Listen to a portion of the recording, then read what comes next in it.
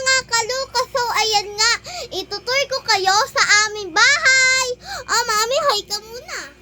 Hi guys! Ayan nga, so itutur ko na kayo. First, ito yung kama namin. Ayan yung kama namin, oh.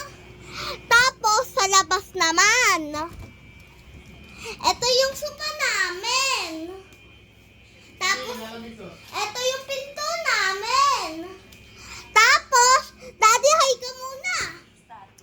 Hi, hello. Tapos, ito nga pala yung office ni Mami. Tapos, ito nga pala yung cabinet ni Mami kapag nag-o-office siya. Ayan o. Tapos, ito naman yung washing namin. Tapos, ito naman yung rep namin.